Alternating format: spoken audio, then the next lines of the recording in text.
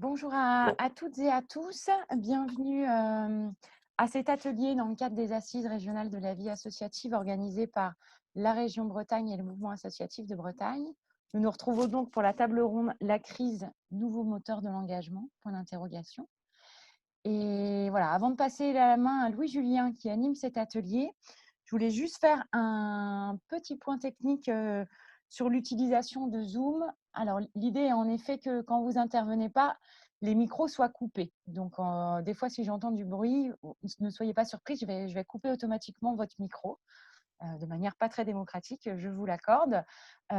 Pour ceux qui le souhaitent, vous pouvez laisser vos caméras, juste on vous prévient que la visioconférence est enregistrée. Donc, si vous ne voulez pas qu'on vous voit après, voilà, coupez votre caméra et l'enregistrement de cette visioconférence sera certainement publié sur YouTube, sur la chaîne YouTube du mouvement associatif de Bretagne. Je vous partage rapidement un petit élément pour vous montrer comment ça fonctionne. Donc, vous voyez tout en bas à gauche, vous pouvez activer, désactiver votre micro quand vous voulez parler, activer, désactiver votre caméra, ouvrir la liste des participants, donc qui s'affichera en haut à droite, pour voir le chat et notamment pour poser vos questions au fil des interventions. Voilà, on va avoir plusieurs retours d'expérience, témoignages ce soir. Vous pouvez poser vos questions au fil de l'eau et puis on vous donnera la parole ensuite au moment venu pour la poser. Et il y a également des réactions. Il ne faut pas hésiter à utiliser. Ça peut être applaudir, lever un pouce quand vous trouvez ça top. Donc voilà, c'était juste un petit point là-dessus. Et donc, c'est à peu près tout. Je pense que je n'ai rien oublié. Donc, alors, je je vous laisse. rajouterais bien juste un tout petit point, peut-être pour répondre à Marie qui nous demandait si tout le monde se connaissait. Vous avez la possibilité sur votre image, quand vous passez la souris sur votre image, il y a 3 petits points qui s'affichent. Et en cliquant dessus, vous pouvez vous renommer. Donc, si certains veulent mettre leur nom et peut-être une structure, s'ils représentent une structure ou autre, ça peut permettre peut-être de s'identifier un peu plus, ou en tous les cas pour les personnes qui veulent faire le tour. Ce n'est pas obligatoire. Mais regardez bien comment vous êtes identifié. Et puis voilà, si vous voulez mettre le nom de votre structure, votre nom, prénom et le nom de votre structure, comme Loïc l'a fait pour le festival, par exemple, ça peut permettre de vous identifier. Merci Bernard aussi, j'ai vu, la fédération. Donc effectivement, si vous avez des questions pour l'instant, on va plutôt privilégier, vu le nombre, le fait de poser les questions dans la conversation. Donc vous pouvez avoir en cliquant sur le bouton conversation en bas. Et j'ai mon acolyte, Yannick Digouin, qui se chargera de récolter tout ça et de retranscrire vos questions. Merci Yannick, c'est la charge de revanche. Samedi, c'était l'inverse. Écoutez, on va pouvoir démarrer. Alors, effectivement, j'ai la charge d'animer cette table ronde dans le sens où on va avoir des intervenants ce soir. Je vais donner leur nom, je vais même les laisser se présenter. Tout à l'heure, donc qui vont vous montrer effectivement des expériences qu'ils ont vécues autour de cette question de crise et des questions d'engagement. On a un premier temps de présentation et puis on va avoir un deuxième temps de dialogue. J'ai des questions à leur poser. Le but, c'est qu'en leur posant des questions, ça vous fasse vous aussi sans doute réagir dans la conversation et qu'on puisse alimenter le dialogue entre les différentes personnes, donc sous ce format de table ronde. Donc, la question qui est posée, c'est la crise est égale nouveau moteur de l'engagement. Alors, je me permets de vous partager à l'écran quelque chose que vous avez peut-être aperçu. Hop. Qui, moi, m'a en tous les cas interpellé, qui est un projet qui s'appelle Riposte Créative Bretagne. Alors, il y a un Riposte Créative Brest, il y en a d'autres qui ont émergé dans différents endroits en France. C'était l'idée, très rapidement, se saisissant d'un outil numérique, de pouvoir valoriser des initiatives qui se sont déployées pendant la crise Covid, notamment beaucoup pendant le premier confinement, pendant le temps de confinement. Avec cette idée aussi de montrer des initiatives qui, en tous les cas, qui se posaient la question aussi de l'après-Covid, et pas d'être que sur des choses en réaction. Et aujourd'hui, on recense en Bretagne, en tous les cas sur ce site, plus de 455 initiatives qui sont menées par une petite association, par une mairie de quartier, par différentes communes. Et vous allez pouvoir retrouver comme ça des fiches, circuit court, bien vivre, etc. etc. Quand je montre celui-ci, c'est pour se dire que 450 initiatives, c'est sans doute beaucoup plus, mais c'est déjà beaucoup, avec beaucoup de questions sur effectivement l'après. Et quand on regarde sur la carte au niveau de la Bretagne, c'est bien réparti un peu partout sur l'ensemble des territoires. Tout ça pour dire qu'il y a, pour moi, derrière les deux mots, il y avait la crise. Alors c'est vrai que je me suis posé la question sur le sujet. La crise, mais quelle crise? Pour m'intéresser aux questions d'environnement, il y a la crise écologique, on parle des crises sociales, il y en a beaucoup. On l'a pris un peu sous l'angle, effectivement, plutôt de la crise qu'on a vécue et qu'on continue à vivre autour du coronavirus. Mais vous pouvez aussi nous apporter d'autres éclairages et d'autres questions sur ces questions de crise, mais on essaiera d'élargir peut-être un petit peu le propos. Moteur de l'engagement, alors c'est vrai qu'engagement, je me suis posé aussi la question, un des différents termes qu'on pouvait voir derrière les questions d'engagement. Cette question, pour moi, d'action, d'acte, ce sont les mots que je voyais derrière ça. C'est pour ça que j'ai voulu l'illustrer par une carte d'action qui nécessitait forcément des prises de décision rapides. On a voulu rapidement mettre en place différents types d'activités. C'est ce qu'on verra tout à l'heure dans les différents témoignages. Et puis, moi, j'ai toujours l'impression, quand on parle d'engagement, il y a une part d'anticipation, il y a un caractère très anticipateur de la notion d'engagement. Il y a une question d'avenir, et c'est cette question qu'on se posera aussi sur, effectivement, est-ce que l'on a vu apparaître des nouvelles formes d'engagement, même si le sujet n'est pas sur les formes de l'engagement, mais peut-être sur ce qui le motive à s'engager et les différentes formes de motivation qu'on peut voir aujourd'hui. Et est-ce que tout cela est pérenne, peut perdurer, et si oui, comment? Alors, tout à l'heure, vous m'avez entendu comme un robot, il paraît. Ça, c'est possible quand j'ai fait le partage d'écran. J'espère que maintenant c'est revenu. Écoutez, pour démarrer, puisque nous avons 3 invités, alors 4 même, puisque la Fédération de sciences sociaux, ils sont venus à 2. Je voulais vous proposer un tout petit tour de table des intervenants en leur demandant de se présenter. Et puis, j'avais une question à leur poser, c'est-à-dire effectivement juste votre nom, prénom, hein, pas tout votre pédigré, mais quel est le moteur de votre ou de vos engagements à vous depuis des années? Voilà. Alors, je vais commencer par, on va commencer par Peggy Caclin, de la Fédération des centres sociaux, avec son acolyte Jean Davoust. Bonjour à tous. Peggy, donc je travaille à la Fédération des centres sociaux et je suis avec vous ce soir parce qu'en fait, je suis étudiante à l'UBS de Lorient en master. Et l'année dernière, j'ai fait mon stage en plein pendant la période du confinement. Et donc pendant la crise, et le sujet de mon stage, c'était comment les centres sociaux se sont adaptés à la crise sanitaire pour rester au plus proche des habitants. Et surtout, quels mécanismes leur ont permis en fait de réagir et de rester présents. Voilà. Je laisse la parole à l'agent. Merci Peggy. Bonsoir tout le monde. Jean Davoust, donc je travaille comme Peggy à la Fédération des centres sociaux de Bretagne. Pour répondre à ta question, Louis-Julien, peut-être la question d'engagement, nous, ça nous intéresse particulièrement pour 2 raisons. La première, c'est tout simplement que la participation des habitants est un principe, on va dire, fondamental dans la vie des centres sociaux. C'est d'ailleurs une des conditions premières de l'agrément au centre social donné par la CAF. Ça, c'est la première raison. Et la deuxième, c'est que à ce jour, parmi les 70, voire 80 centres sociaux de Bretagne, ça représente 1700 salariés. 1700 salariés en Bretagne, mais en fait, on compte surtout plus du double de bénévoles. Il y a 3700 bénévoles, des bénévoles engagés dans la gouvernance, dans la gestion des centres, des bénévoles engagés sur des activités ou des projets, ou encore des bénévoles engagés sur des actions plus ponctuelles.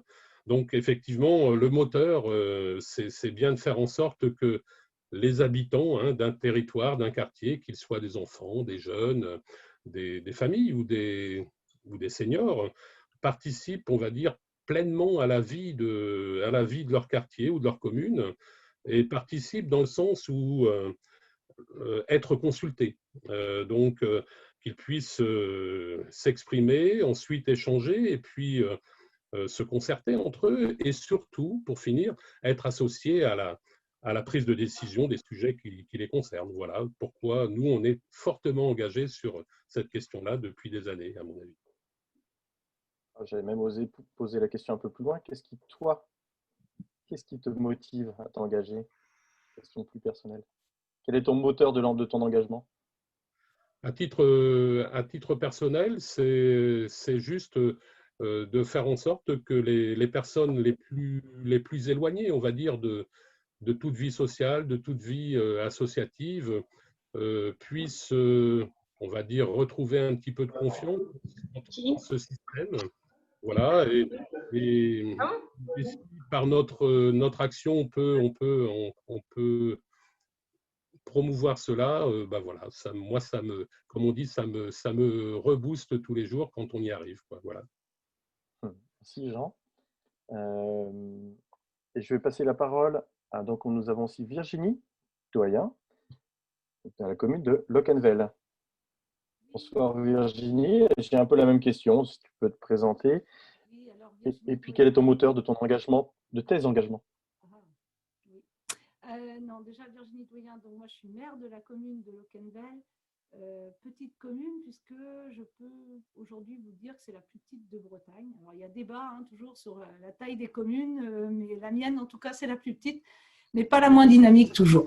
Je dirais que autrement, donc j'ai aussi là depuis juillet, donc je suis aussi à l'agglomération de Guingamp-Papeole agglomération, donc conseillère déléguée à la vie associative et coopération citoyenne.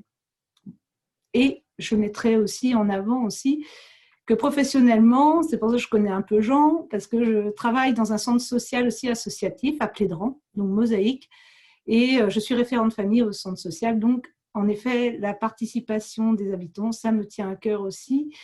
Je suis plus sur le volet famille, c'est sûr, dans le cadre de mon travail. Mais en tout cas, mon engagement, moi, depuis très, très, très longtemps, puisque j'ai une famille aussi qui était très engagée, c'est construire pour et avec les autres. Vraiment, c'est même ma formation, elle va vers là, et je crois que c'est des valeurs qu'on a et qu'on utilise dans toutes les possibilités, comme là, en tant qu'élu, en tant que bénévole, en tant que professionnel. Et donc, voilà, je m'arrêterai là. Je dirai plus après. Bien. Ouais, très bien, parfait. C'est presque une part d'héritage ou de culture, en tous les cas. Oui. C'est ce que j'entends. Très bien. Ben, merci. Et puis, notre dernier intervenant, enfin, ou quatrième en tous les cas, Mathieu Sirou, qui lui doit être autour de Morlaix, si je ne me trompe pas. C'est ça même, à Morlaix, oui. Pour me présenter en quelques mots, je suis urbaniste de formation. Après les études, avec un ami, on est parti faire un tour de France de l'urbanisme autogéré, regrettant que les habitants sont seulement parfois entendus et plus rarement écoutés, donc pour voir tout un tas d'initiatives. Ce qui m'a amené un peu plus tard à Morlaix, où je travaille actuellement pour une recyclerie de matériaux qu'on a ouvert il y a 1 mois et demi à plusieurs. Et puis, depuis que je suis à Morlaix, je suis investi dans pas mal d'actions qui, de l'ordre de l'éducation populaire et de l'augmentation du pouvoir d'agir des habitants à travers un espace autogéré pour les jeunes, une liste participative pour les élections et d'autres choses. Et là, ce qui amène ici un groupe d'entraide qu'on a monté durant le confinement.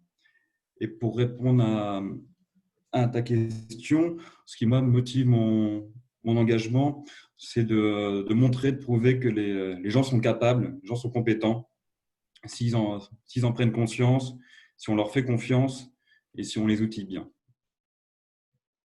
Ok, très bien. Bah, écoute, ça tombe bien parce que ça va nous permettre de faire une transition. Alors, sur les projets, les outillages, on a prévu de vous présenter trois types de projets.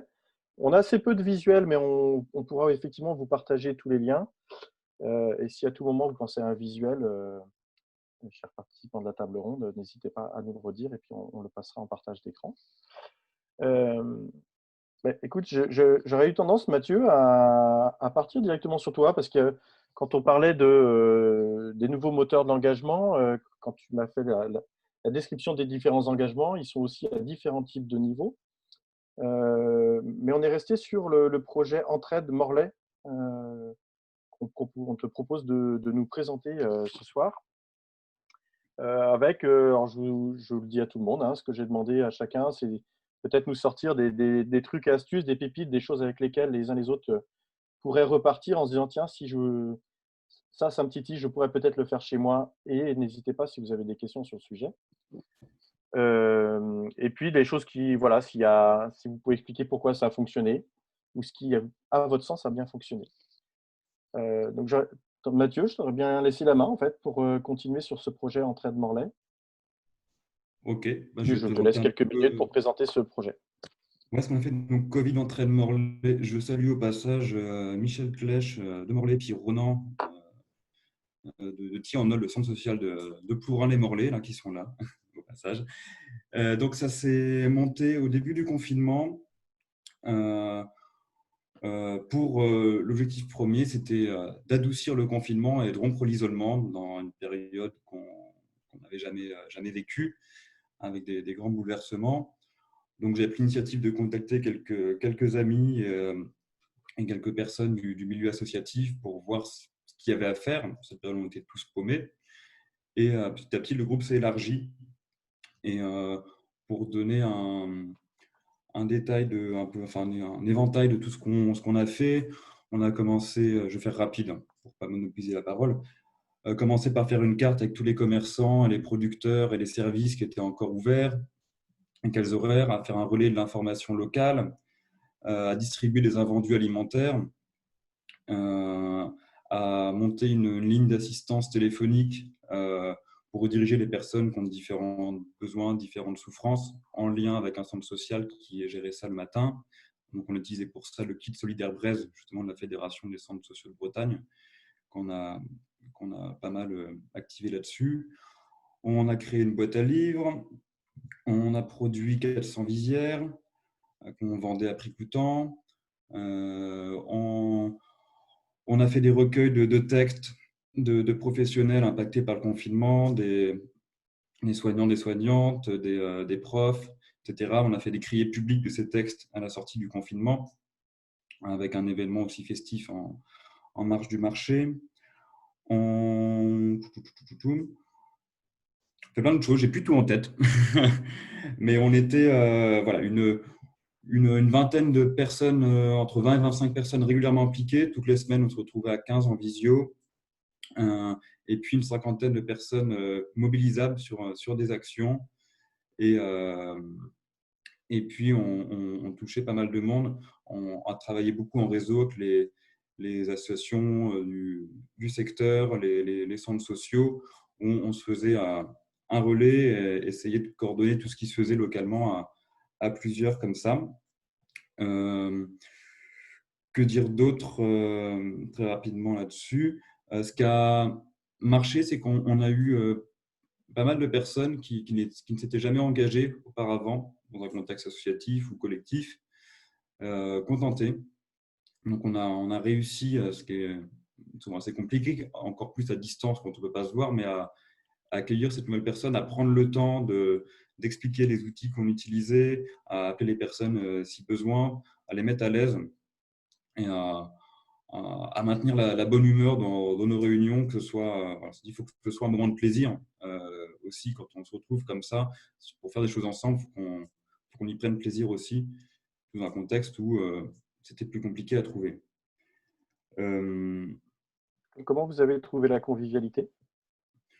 Par les personnes qui se connaissaient déjà un petit peu, donc les blagues vont vite, mais en expliquant, en introduisant d'autres personnes, en se vanant et puis en se disant qu'il fallait mieux en rire qu'en pleurer de ce contexte-là, sinon on n'avait pas fini. Et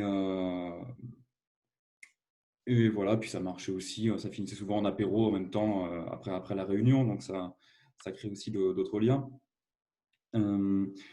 Et une des premières, ce qui fait que ça a marché aussi, une des premières attentions que j'essayais d'avoir quand j'avais initié ce groupe-là. Il y a le problème de, voilà, c'est celui qui détient l'information, qui connaît les liens entre les personnes, qui est le plus indispensable, qui est central, et c'est la première chose dont il faut se détacher. Donc, de déléguer au maximum pour responsabiliser les personnes et qu'elles prennent plus de pas et ne pas trop centraliser l'information et donc la compétence, et de diviser, dès qu'il y avait des choses à faire, de diviser au maximum en micro-tâches, ce qui fait qu'une nouvelle personne qui arrive peut se dire de juste livrer les invendus, juste prendre contact avec telle personne, et après se retrouve plus facilement impliqué dans d'autres choses. Voilà ce que je peux dire très rapidement sur les petites choses qui ont fait que ça a marché. Et puis, je ne parle pas d'autres choses qui seront sur les prochaines questions. Oui, alors après, effectivement, il y a des questions. Je vois même dans la conversation sur le lien avec les autres structures. On l'évoquera tout à l'heure dans les questionnements, sur les liens entre les différentes structures d'un territoire et comment elles se mettent ensemble, effectivement, sur un projet comme celui-là. Est-ce que, c'est quand même une petite question pour terminer là-dessus, est-ce que c'était bien la crise qui était le nouveau moteur de l'engagement? Est-ce que c'était qu'un simple levier? Est-ce qu'il y avait un contexte particulier à la crise en tant que telle? Si on prend la crise en tant que crise Covid, confinement, premier temps. Je ne sais pas si c'est la crise. Ben, moi, depuis que je suis né, j'entends que c'est la crise, donc je n'ai pas l'impression. Enfin, si c'est voilà, là c'est une pandémie, la prochaine fois ce sera autre chose. Enfin voilà, on sera toujours dans un contexte de crise tant qu'il n'y a pas de changement global. Et donc c'était aussi ce qui a réuni les gens aussi, c'était de se dire il y avait ce truc-là qui est vite parti, le fameux monde d'après. Donc il y a ça aussi qui nous a réunis, qui disait bon bah là on peut poser les bases par l'entraide d'un futur plus désirable. Donc ça motivait pas mal de gens à s'engager. Mais il y avait déjà à la base des gens qui étaient déjà engagés. Surtout, il y avait le contexte de sortie. C'était le confinement a commencé 2 jours après la fin du premier tour.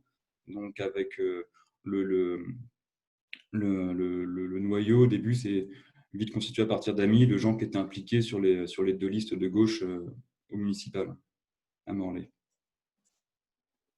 Écoute, la transition est parfaitement trouvée. Je vais continuer sur la liste pour l'instant des exemples. Laisser la parole à Virginie Doyen, puisqu'on parlait des élections. Ça tombe bien. Virginie a été confrontée à cette partie élection en plein milieu de la crise Covid. C'était de t'inviter, Virginie, à nous faire un retour aussi sur ce qui a été vécu sur ton territoire, ce qui s'est passé pendant cette crise et comment, effectivement, alors cette crise ou ces crises peuvent être vécues comme des nouvelles motivations à s'engager sur un territoire. Je te laisse la parole pour parler de Locquenvel. Oui, Locquenvel, puis je vais parler aussi plus globalement peut-être de Guingamp, Papol, agglomération, puisque c'est un peu là aussi que j'ai ce rôle par rapport à la vie associative. Locquenvel, d'abord, nous, moi je dis toujours nous, je n'emploie jamais je. Moi, j'avais un conseil municipal. Ça a été très compliqué parce qu'il y a eu les élections et puis on était toujours avec l'ancien conseil jusqu'à qu'on puisse élire, enfin que les nouveaux conseillers puissent se mettre en place. Ça a été fait donc juin, je crois, je ne sais plus, je me mêle un peu aussi. C'était juin, c'est-à-dire que pendant mars, avril, mai, j'étais toujours avec des anciens conseillers tout en étant nouvellement maire. Enfin, voilà, c'est pour vous donner aussi le contexte des élus, comme quoi ce n'était pas simple les situations à gérer et de pouvoir aussi derrière accompagner parce qu'il y avait un petit peu un quiproquo qui fait quoi, etc. Nous, sur notre commune, ça a été quand même assez clair parce que, bon, on est une petite commune, donc c'est facile. Beaucoup sont au conseil municipal, sont aussi bénévoles puisqu'on n'est pas beaucoup. Ce qui fait que dans l'association, on a une association qui est très dynamique sur notre commune, qui fait beaucoup d'événementiels, des animations de toutes sortes. Et la volonté, en tout cas, du conseil municipal, de la municipalité, c'était surtout de maintenir les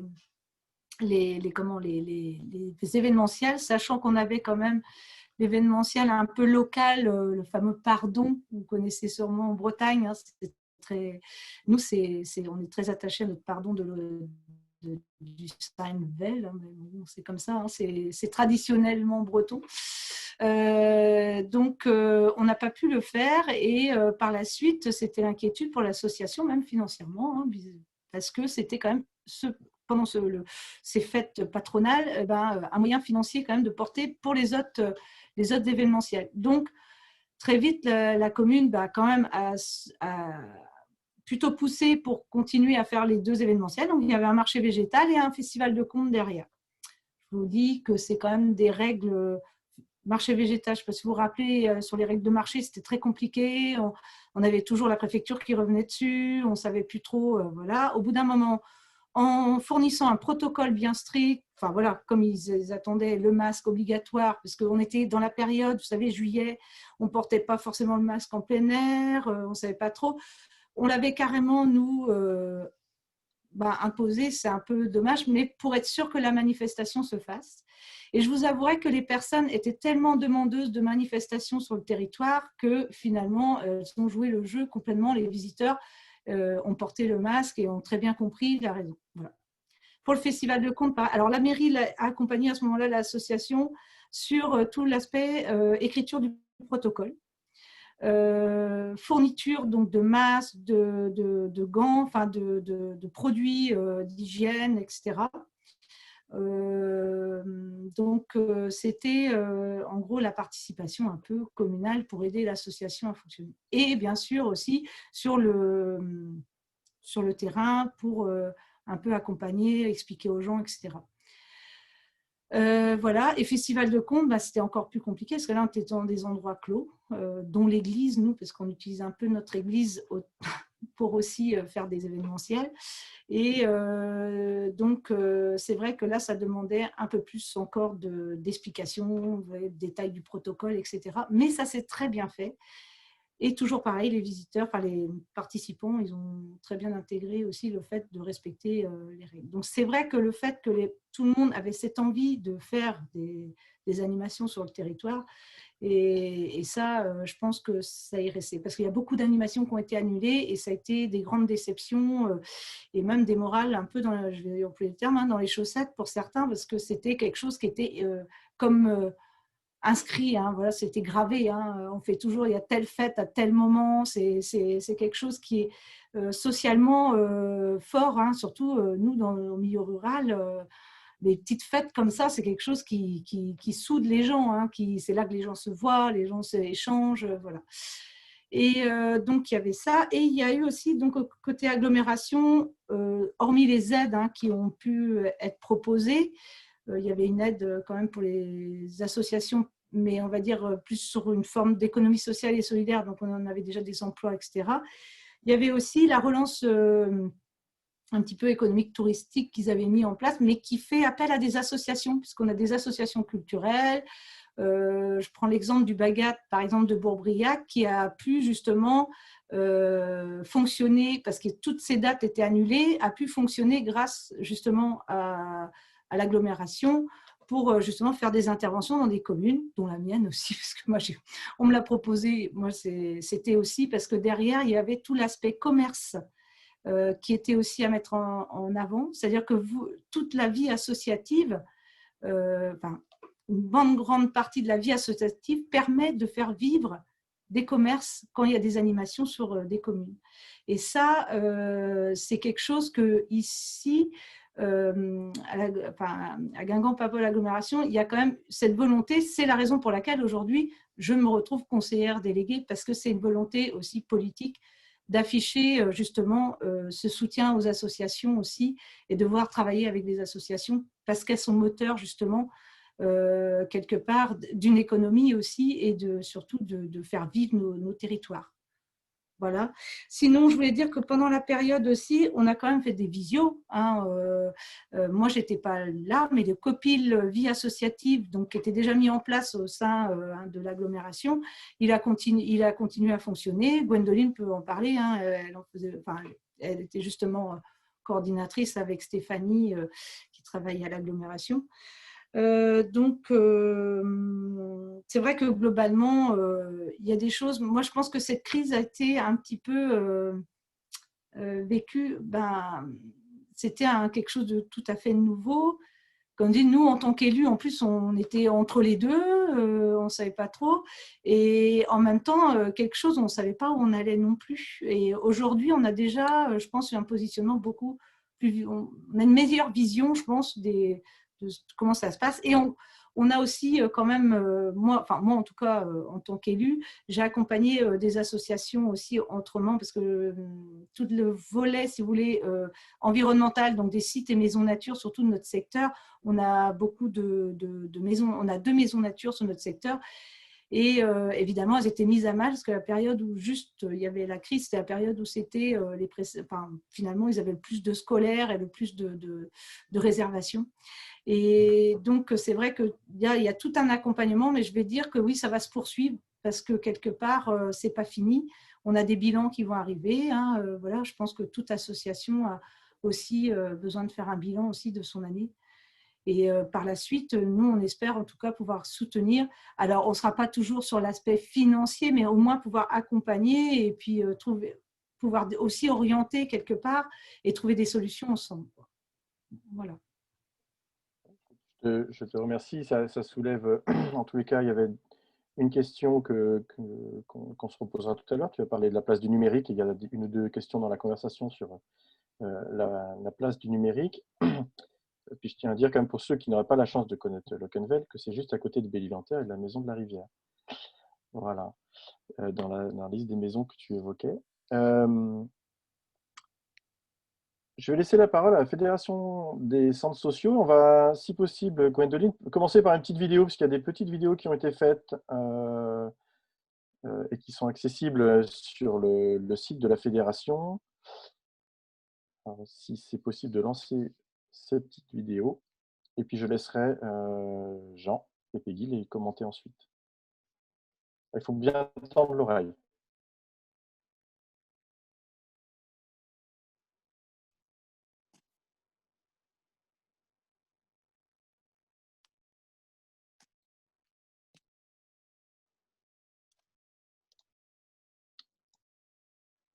Pardon, le son n'était pas activé, on reprend. C'est ça.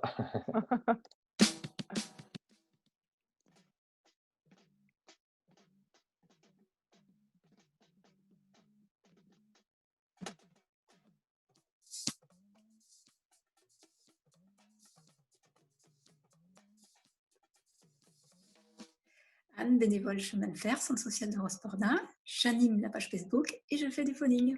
Bonjour, je suis Raphaël, bénévole, la maison des habitants de Séné, de l'atelier cuisine.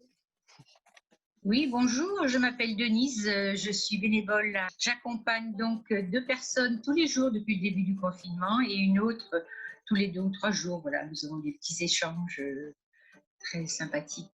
Je suis Anne-Gaëlle, je suis animatrice au centre social Chemin de Fer à Rospordin et j'anime notre réseau de bénévoles.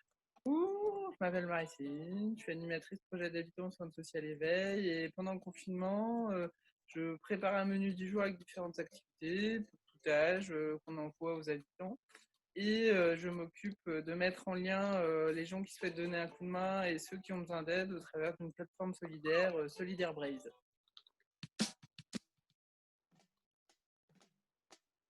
Merci Gwendoline.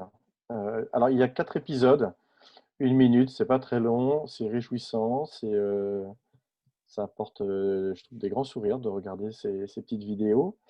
Ce qui nous emmène finalement auprès de la Fédération des centres sociaux et à parler avec Jean et Peggy de quelque chose qui, je crois, qui vous tient beaucoup à cœur, c'est aussi de se poser la question si cette crise sanitaire finalement a favorisé un nouveau développement du pouvoir d'agir des habitants dans les quartiers, sur nos territoires ruraux ou autres. Je vous laisse présenter votre initiative, là, puisqu'on a vu le petit panneau Solidaire Braise. Oui, avec Peggy.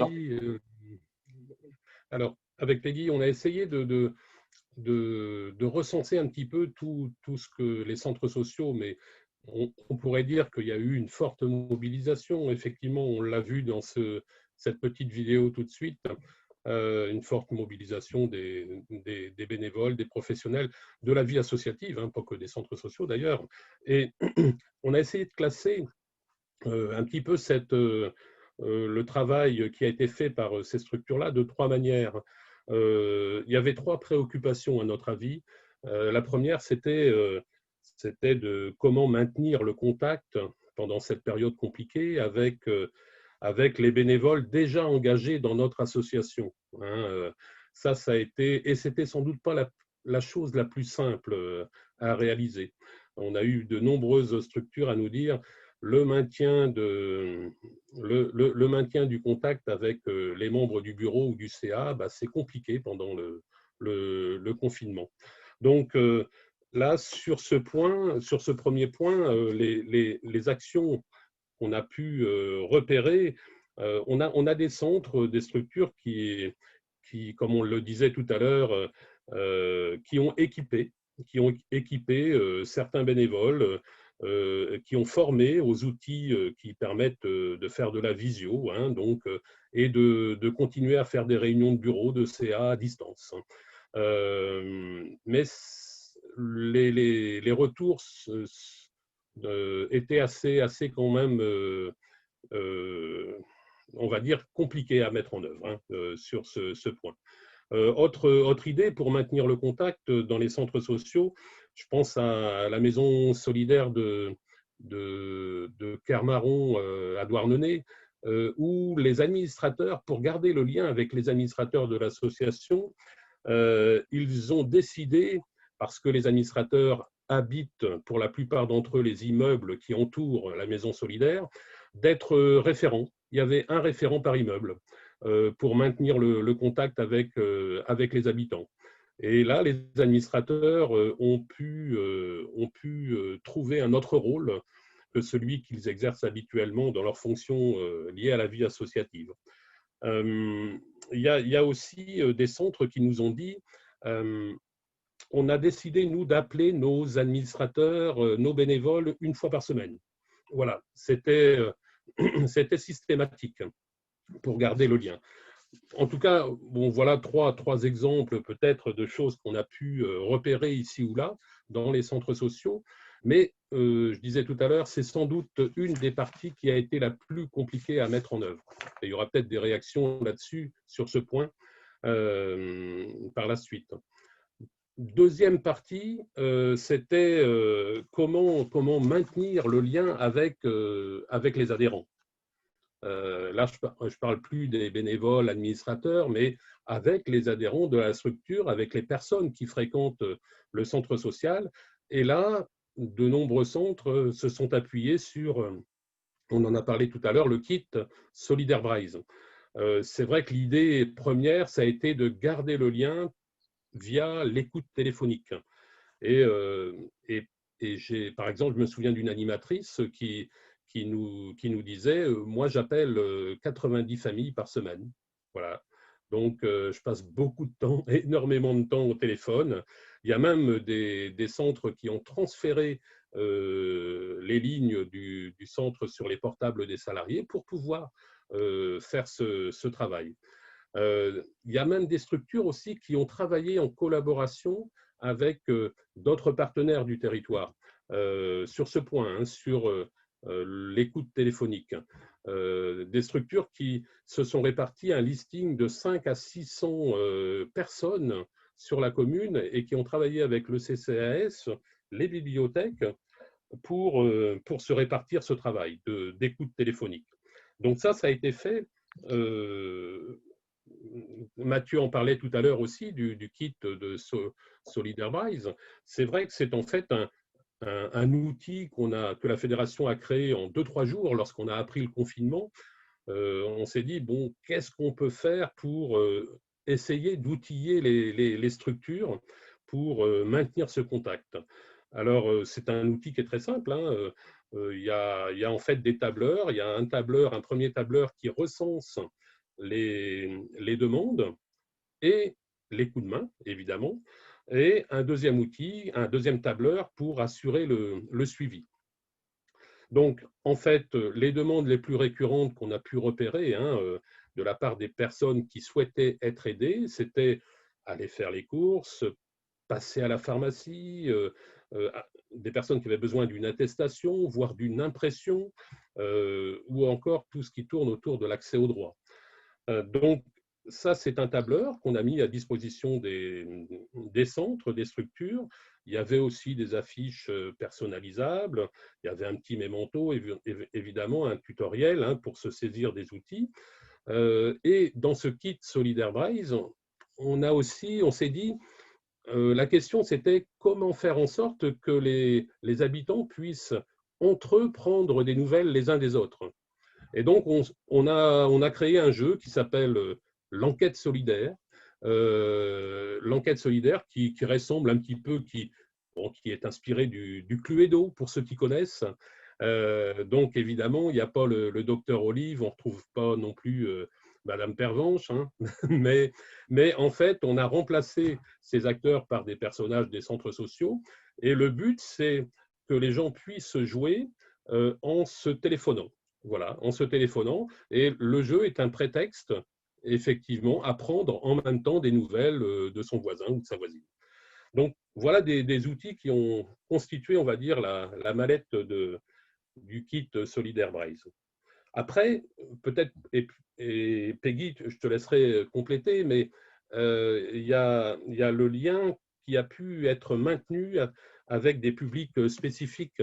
Je pense notamment aux animateurs jeunesse qui ont maintenu ce lien par des jeux et défis virtuels. Mais je pense aussi aux promeneurs du net qui, dans cette période compliquée, ont joué un rôle très important. Promeneurs du net avec cette présence éducative sur Internet, hein, afin d'inculquer les bonnes pratiques, on va dire, en créant des liens avec les jeunes sur les réseaux sociaux.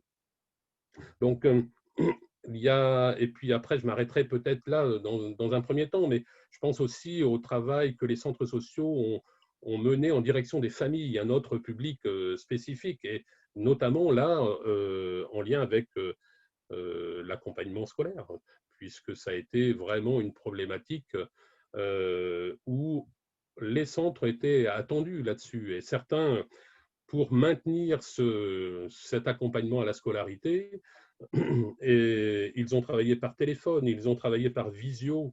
Il y a des centres qui ont même imprimé, je pense au centre social de Plédran. Virginie, tu le connais bien puisque tu y travailles, mais le centre social de Plédran, Emmanuel me disait que vous aviez imprimé des documents transmis par l'école, des documents que les familles ne peuvent pas imprimer chez elles, tout simplement, parce qu'il n'y a pas d'imprimante, voilà, il n'y a pas d'équipement. Donc, il y a eu même des associations qui ont prêté des ordinateurs pour que les familles puissent continuer ce travail autour de la scolarité. Donc, voilà, bon, pour faire court, on va dire, hein, peut-être quelques premières actions qu'on a pu recenser pour maintenir ce lien, d'une part avec les bénévoles déjà engagés, d'autre part avec les adhérents ou les personnes fréquentant la structure. Après il y aura mais on en reparlera peut-être tout à l'heure, Louis-Julien, mais tout ce qui a été fait en direction on va dire, du tout public, aller vers des personnes qui ne fréquentent pas la structure. Et ça a été aussi une volonté très forte des structures pendant le confinement et pendant la période de déconfinement. Merci Jean. Peggy, tu voulais rajouter quelque chose ou c'est bon? C'est bon. Bon, ben, je vous remercie pour ces exposés. Hein. Ce n'est pas facile de présenter comme ça autant d'actions, autant d'actes qui ont lieu pendant... Alors c'est vrai qu'on sent bien qu'on parle tous du confinement, du premier confinement et de la première partie, et sûrement que ça nous interroge sur ce qui se passe aujourd'hui. Suite à ces présentations, je voulais lancer un peu la discussion entre vous, hein. Donc plutôt en mode croisé, peut-être un peu moins les uns après les autres. Peut-être pour démarrer les questions, puisque moi j'en ai dans ma musette, mais je crois qu'on en a une ou deux. Est-ce qu'il y a, Yannick, est-ce qu'on a une ou deux questions que tu voulais nous relayer? peut-être Alors, commencer la discussion. c'est surtout, plutôt que ce soit moi qui pose les questions, là, je vois qu'il y a surtout monsieur, alors je ne sais pas les prénoms du coup, parce que quand vous affichez vos noms, je n'ai pas nécessairement le prénom. Donc, monsieur ou madame, je ne sais pas. Dreano, c'est ça? Vous pouvez y aller. Peut-être vous avez plein de questions. Et du coup, c'est l'occasion plutôt que je les pose. Allez-y directement si vous voulez. On vous laisse la parole. Alors, monsieur ou madame Dreano, tango à la mer.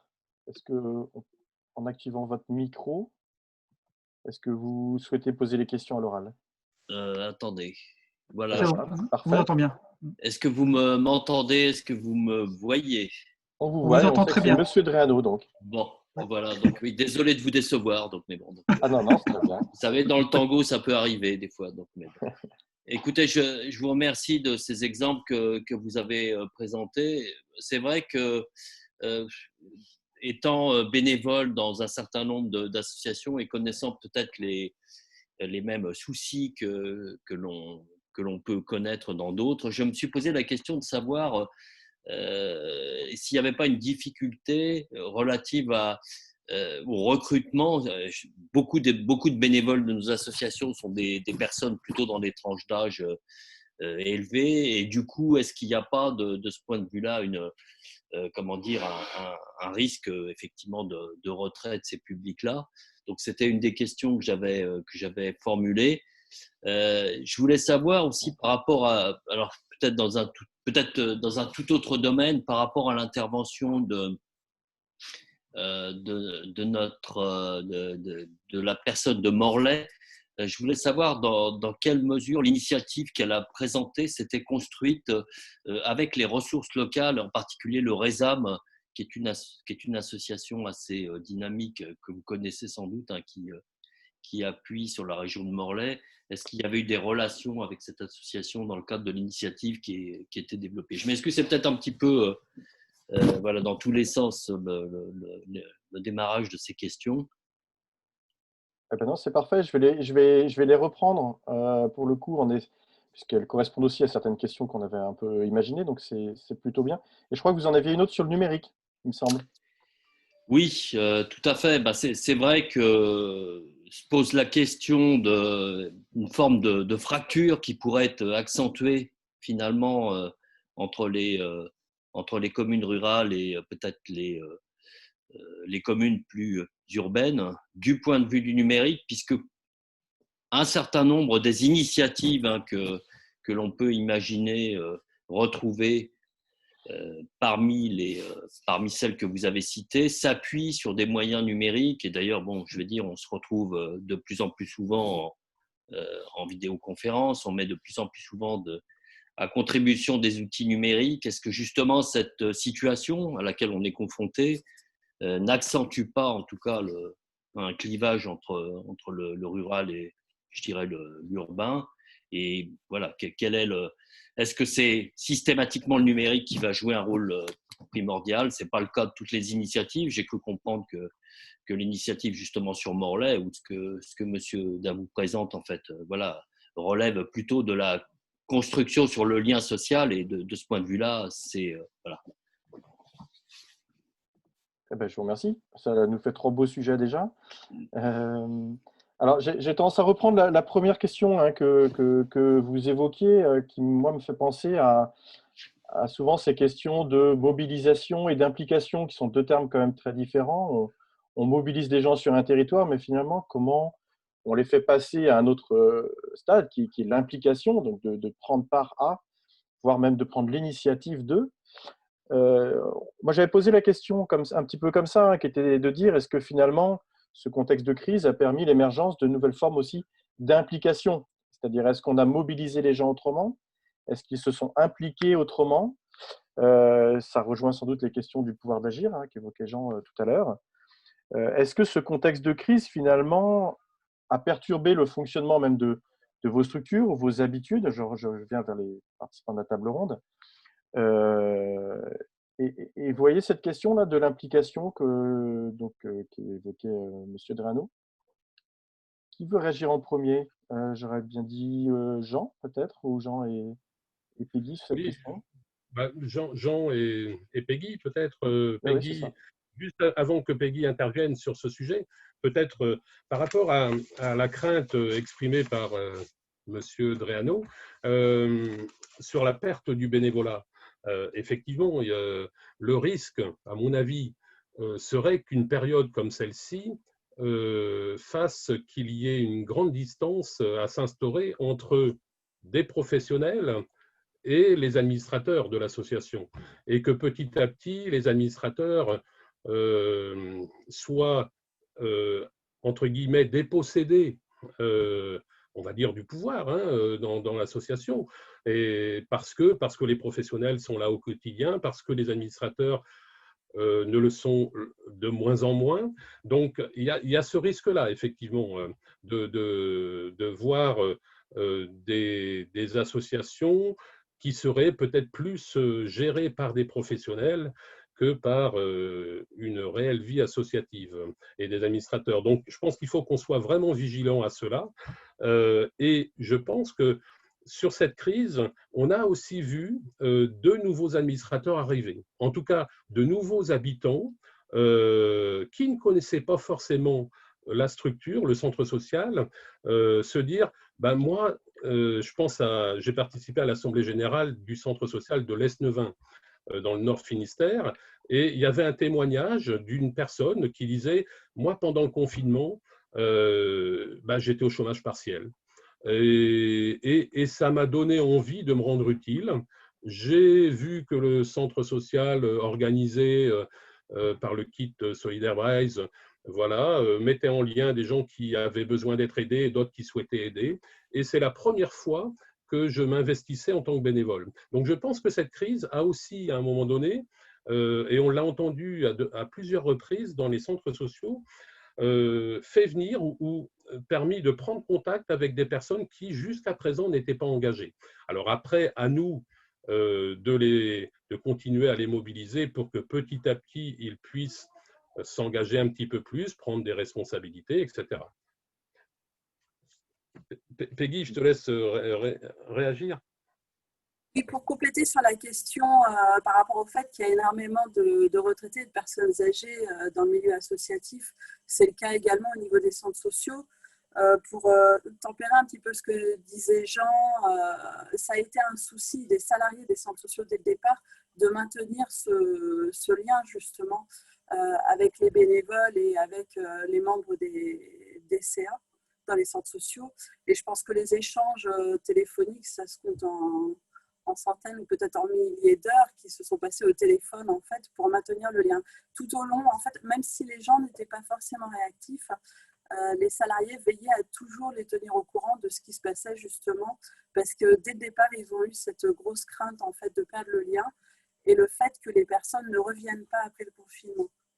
Alors justement, sur ce retour après le confinement, les gens sont revenus pour une part parce qu'en fait, il y avait un gros besoin de contact. Le numérique ne fait pas tout, le téléphone non plus. Et les gens avaient vraiment besoin de revenir. Donc, il y a eu un petit peu ce côté rassurant. Après, malgré tout, quand même, par crainte en particulier de la maladie, principalement, il y a quand même des gens qui ne sont pas revenus. Après, comme disait Jean, il y a aussi sur certains sites des solidarités un petit peu spontanées, comme ça, des gens qui sont venus se présenter parce qu'effectivement, ils avaient du temps dispo. Et puis, on a pu voir aussi des glissements en fait, au sein des conseils d'administration. Par exemple, des personnes se sont mises en retrait, soit parce qu'elles avaient peur, soit parce qu'elles n'étaient pas équipées au niveau numérique. Et d'autres personnes qui habituellement étaient déjà membres du CA, mais étaient plus en retrait, là aussi parce qu'elles étaient à la maison et qu'elles avaient le temps, ont pris un peu le relais, entre autres des personnes plus jeunes. Donc on peut espérer effectivement que par la suite, ces nouvelles collaborations vont perdurer. Et si je peux me permettre, juste par rapport à la question sur le numérique, dans le travail que j'ai fait, moi, je n'ai pas constaté vraiment de différence en fait, entre les milieux urbains et le milieu rural. Et même en fait au niveau rural, la difficulté venait peut-être plus du fait que comme les gens étaient très dispersés sur le territoire, toutes les actions de proximité qui ont pu se faire dans l'aide au quotidien des gens, distribuer des attestations, des colis alimentaires, il y a aussi des paniers ludiques et tout ça, dans le milieu rural, c'était beaucoup plus compliqué. Donc, paradoxalement, en fait, c'est plus en fait dans le contact direct qu'il y a peut-être eu plus de difficultés en milieu rural. Alors, ça peut nous faire une transition vers le numérique, mais juste avant, il y avait effectivement une remarque, M. Drano, sur le fait que la question des nouvelles solidarités spontanées, c'est un sujet intéressant parce que finalement, moi, quand j'ai lu la crise nouveau moteur d'engagement, je me suis dit, ah bon, donc ça veut dire qu'il faut qu'il y ait des crises parce que pour le coup, on va avoir des nouvelles motivations à s'engager. Alors, c'est un peu ambigu hein, de le prendre sous cet angle-là, mais la question pouvait être un petit peu vue aussi de cette façon-là. De là, c'est-à-dire est-ce qu'il nous faut des crises pour s'engager, je ne sais pas, mais je trouve que ça pose une petite question sur effectivement comment est-ce qu'on pourrait qualifier cette question du pouvoir d'agir là qui vous est chère, vraiment en temps de crise. Est-ce qu'il y a une spécificité, quelque chose sur lequel il faut qu'on travaille un peu plus? Ou comme l'a été évoqué, la question des nouvelles solidarités spontanées? Alors, il y a eu effectivement des nouvelles solidarités spontanées, pardon. Mais quand même, là où les choses se sont faites, elles s'appuyaient quand même sur ce qui existait habituellement. C'est-à-dire qu'il y a certains centres sociaux où ils ont fait des paniers alimentaires. Ça s'appuyait sur des partenariats qui existaient et aussi sur des équipes de bénévoles, parce que typiquement, c'est le genre d'action qui demande beaucoup de bénévolat. Et ça s'appuyait sur des équipes bénévoles qui existaient avant la crise. Et globalement, quand même, parmi les mécanismes qui ont permis aux centres sociaux d'être réactifs, c'était tout ce qui était bien installé avant la crise, en fait, dans les modes de fonctionnement, dans le bénévolat, a aidé à ce que les centres sociaux soient plus réactifs. Donc non, heureusement, il ne faut pas qu'il y ait une crise pour que les gens s'engagent. Pas seulement. Ça amène des nouvelles personnes, c'est plutôt positif. Ça complète. Est-ce que ça va dans le sens de ce que tu voulais dire, Mathieu? Parce que je vois que tu voulais réagir. Oui, ça allait dans ce sens-là. Je pense à un moment qui facilite l'engagement, où il y a quelque chose qui nous tombe dessus et beaucoup de gens qui ont envie de réagir. Donc, c'est propice. Mais il y a un instant à saisir qui peut passer assez vite. Il faut être réactif. Et après, ramener rapidement une organisation qui permette à chacun, à chacune de s'exprimer, de prendre sa place dans ce groupe-là et de se faire.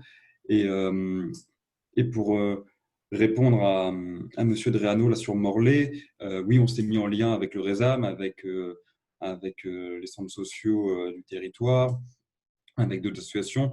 Et c'est ça qui a permis à Morlaix à ce qu'on puisse avoir une action d'ampleur locale sur tout un tas de sujets, arrivant en complément d'un tissu associatif qui est déjà fort, et qu'on comblait quelque part aussi ce qui a été signalé par Jean tout à l'heure, le lien plus difficile entre les équipes professionnelles des associations et leurs administrateurs, leurs bénévoles. Donc, on arrivait comme un vivier de forces vives, comme ça, en soutien des associations, qu'on permettait d'amplifier et de permettre des actions coordonnées. Et donc, c'était le premier rôle de venir en appui de ce qui existait. Et il nous restait encore assez de personnes, d'énergie, d'envie disponible pour pouvoir développer des choses au nom du groupe d'entraide. Alors, ça me fait une bonne transition parce que pour le coup, c'était une question que j'avais effectivement à vous poser. On a vu que… Oui, c'est parfait. Non, mais c'est très bien. Sur le fait qu'effectivement, il y a aujourd'hui des nouvelles formes d'engagement et ça pose la question, enfin en tous les cas, on s'est beaucoup interrogé sur la place des associations, des collectivités, en tous les cas des structures déjà organisées, alors qu'on a vu fleurir beaucoup de collectifs informels où les gens, via même un groupe Facebook ou autre chose, se sont réunis et se sont dit on fait quelque chose et on démarre. Donc je trouvais que ça posait effectivement les questions des partenariats existants, des terreaux, peut-être qu'il y a des territoires qui ont des terreaux plus propices à… je ne sais pas si on a vu des différences, justement. Il y a des terreaux peut-être qui sont propices à la vie associative, mais est-ce que finalement, les collectifs se sont montés dans ces endroits-là ou dans les endroits où il n'y avait pas d'association, peut-être pour combler des manques? Donc, c'est un peu, moi, cette question, finalement, est-ce que la crise, le nouvel engagement, c'est une nouvelle forme d'engagement aussi, peut-être moins organisée ou peut-être plus en partenariat? J'aurais bien laissé la parole peut-être à Virginie sur cette question-là, qui est à la fois dans le monde associatif, centre social, élu. Comment a été vécue cette partie-là, en fait, dans la crise, ce partenariat? Je vais dire, c'est un peu délicat. Enfin, moi, en tant qu'élu, je prends la différence entre ma commune et après ma fonction à l'agglomération. Il y a quand même un petit fossé. On ne se le cache pas, hein, il y a une différence. Évidemment, une commune de 75 habitants, vous comprenez bien que moi, j'ai fait le tour, évidemment, pour savoir comment ça se passait. C'est quelque chose qui est tout à fait courant chez nous, d'aller chez les gens, savoir comment ça se passe, le réseau. En gros, voir si le réseau tient, on va dire, le réseau social, il n'y a pas de rupture. Après, au niveau de l'agglomération, et je pense que si je suis là, c'est peut-être un peu pour ça aussi, c'est justement apporter un peu ce lien qu'il peut y avoir justement entre le pouvoir d'agir. Hein, quand on parle, moi je travaille dans un centre social et on est tenu, enfin, c'est aussi quelque chose qui tient, c'est-à-dire que les bénévoles, on va dire surtout même les habitants, comment porter aussi les projets des habitants. Et en tant qu'élu, je m'y retrouve complètement, parce qu'aujourd'hui, justement, ce qu'on reproche globalement, c'est bien ce fossé qui existe entre, on va dire, les collectivités parfois et la vie associative, mais même la vie citoyenne. Et c'est la raison pour laquelle je pense que la crise là, a renforcé un peu, parce qu'on a envie d'aller vers. Il y a un processus qui est en cours depuis 2018 ici sur l'agglomération, mais il y a cette volonté quand même de beaucoup plus se rapprocher, parce que ce n'est pas que lié peut-être à la crise. Quand on parle de crise, on peut parler aussi de la crise des Gilets jaunes, qui a été aussi très marquée. Et je pense que les politiques ont aujourd'hui, ou du moins une partie, réagissent quand même à essayer de, on va dire, rompre un peu, de combler le fossé, je ne sais pas. Voilà, je ne sais pas quel mot employer, mais en tout cas, la volonté aujourd'hui, c'est de faire autrement. Et c'est comme moi, quand je travaille au centre social, c'est comment on fait autrement. On fait aussi, il y a toujours à revoir, à se repositionner, à se remettre en question aussi sur toutes les actions qu'on peut mener. Et comment faire participer au maximum les personnes. Alors, est-ce que c'est lié à la crise? Oui, mais je dirais pas que cette crise-là. Je pense qu'il y a d'autres. Et je pense que c'est Mathieu qui l'a bien dit. Et même ça m'a fait sourire, parce que je me dis, c'est fou de dire quand même qu'on vit que dans un monde de crise continuelle. Ça fait aussi, à un moment donné, moi j'ai eu peur. C'est vrai. Peut-être on n'a pas le même âge, je ne sais pas, mais c'est vrai que souvent on peut se retrouver dans des crises, mais que finalement la société elle rebondit toujours quelque part aux différentes crises. Elle arrive toujours à mettre en place, on voit bien tout ce qui a pu être mis en place aujourd'hui. Nous, on le fait aussi, que ce soit à l'échelle locale, communale. Et là, maintenant, l'objectif, c'est de pouvoir justement avoir plus de partenariats. Quand on parle de partenariat, oui, en effet, au travail, moi, le partenariat, si je n'ai pas de partenariat, ça n'a pas de sens. Je veux dire, mon travail n'aurait pas de sens, parce que travailler en réseau, c'est quand même ce qui est essentiel, entre autres, ne serait-ce qu'avec les autres centres sociaux et surtout tout le secteur social autour. Et c'est pareil, en tant qu'élu, quelque part, si on ne travaille pas avec le réseau comme l'ADES, si on ne cherche pas à construire tous ensemble justement un véritable projet ou stratégie de vie associative du territoire, je pense que là, c'est fini. Enfin, là, je m'avancerai, mais je fais l'élu un peu militante en disant qu'on va peut-être passer à une autre façon aussi, ou du moins, peut-être, on a plutôt intérêt à passer à une autre façon on va dire, de mettre en place, de faire, quoi, on va dire, tout simplement, de faire. En tant qu'élu, là, je parle vraiment en tant qu'élu, il y a peut-être besoin justement je dirais des centres sociaux pour apprendre comment comment ça fonctionne, la participation des habitants, d'autres structures même qui gravitent autour justement de cette participation. Nous, on a les conseils de développement qui sont là aujourd'hui. Le conseil de développement est obligatoire à l'échelle de l'agglomération. Donc, conseil de développement dit conseil de citoyens aussi. Donc, derrière, il y a tout à mettre en place. Et je pense qu'en période de crise, on le voit bien, on va dire, c'est des moteurs, si c'est des personnes qui sont justement moteurs d'action, de mettre en place les choses. Et les collectivités, je pense, enfin, moi je parle en tant que collectivité, elles sont là justement maintenant, aujourd'hui, il faut vraiment qu'elles appuient et qu'elles accompagnent au maximum. Est-ce que ça veut dire que le temps de crise peut être un accélérateur malgré tout? Parce que des choses qui peuvent paraître parfois longues, avec des longs dossiers à remplir, on est partenaire, mais ça prend du temps, et finalement, on y arrive très vite.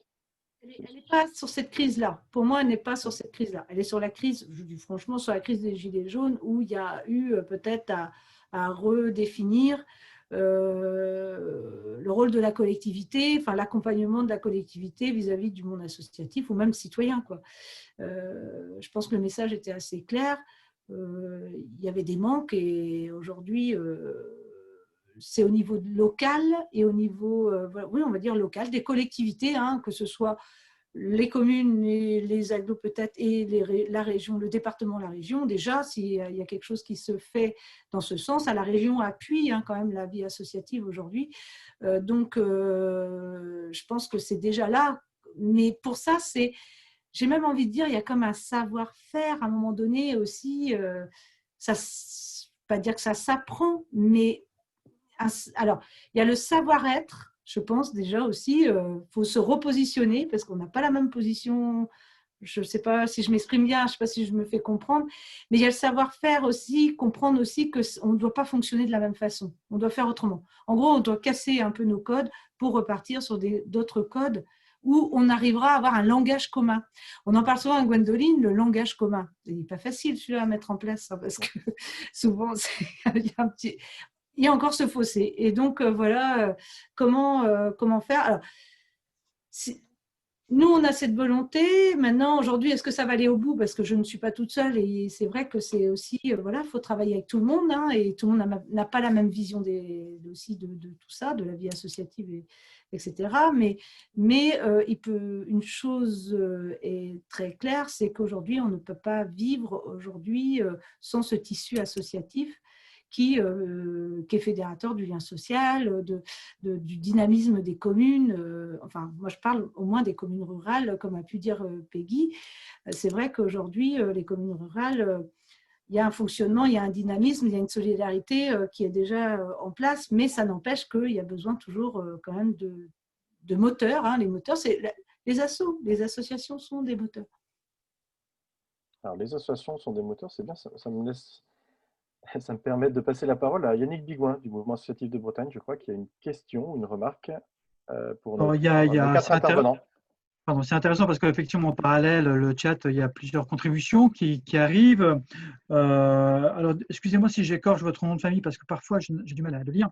Louis Riunet, vous me dites si je me trompe, apporte pas mal de contributions effectivement sur les effets de la crise, sur cette action continue qui est importante et sur ce que provoquer les grandes crises, peuvent provoquer les grandes crises dans le temps, et ça apporte de la pensée, de la réflexion.